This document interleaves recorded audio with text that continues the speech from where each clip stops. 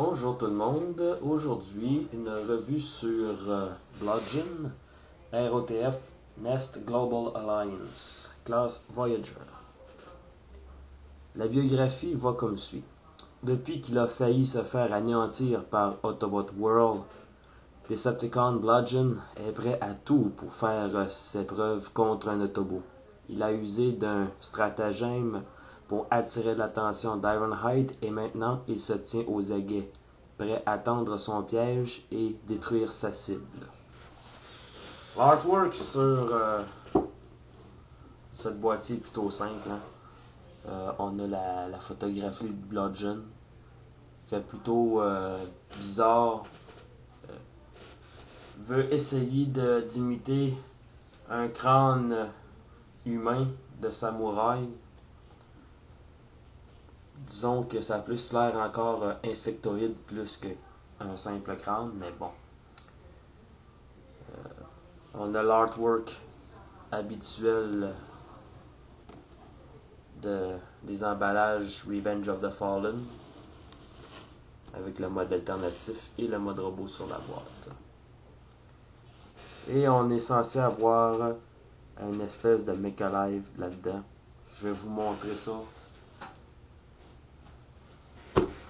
le plus vite possible. Et voici Bludgeon en mode tank.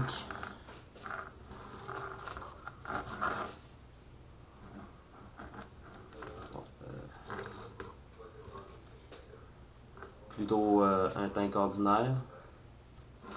Vu sous ces angles-ci, le mode robot est très bien caché.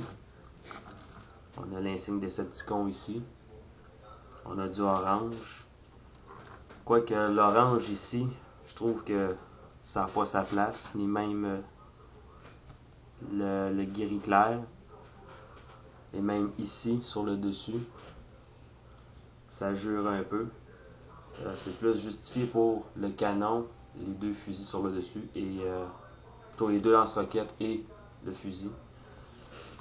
Je dirais même que l'orange au centre, ça n'a pas vraiment sa place. J'aime pas vraiment ça. Et en dessous, eh bien, on a les morceaux de robot qui paraissent ici et ici.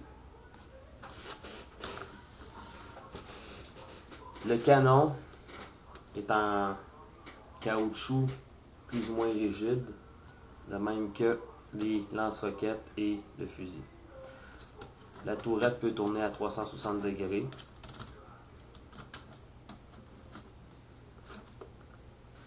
Et le fusil ici peut tourner aussi à 360 degrés.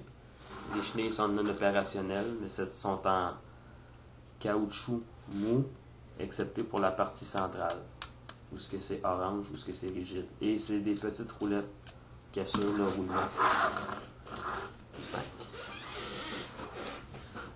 Pour la transformation, première chose qu'on va faire, on va retirer l'épée. Autre chose que j'aime bien faire, et ça fait partie du Mecha Live, on ouvre ici et ça révèle un fourreau où on peut ranger la deuxième arme. On referme. Donc, on détache les chenilles en haut et en bas. Ensuite, on peut déclipper ces morceaux-ci. Et on les fait tourner à 180 degrés, comme ça. Ensuite, on peut tourner les jambes comme ça. Et comme ça. On peut relever le devant ici. On va relever le dessus, comme ça. Pour les faire passer. Comme ça. Vers l'arrière.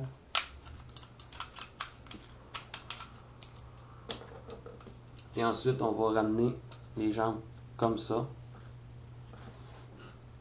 On peut retourner les jambes comme ça aussi.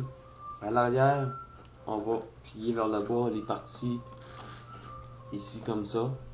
On va relever et on va déplier les pieds.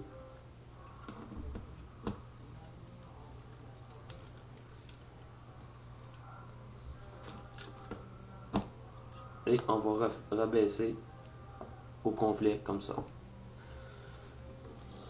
Ensuite, on va écarter les bras comme ça.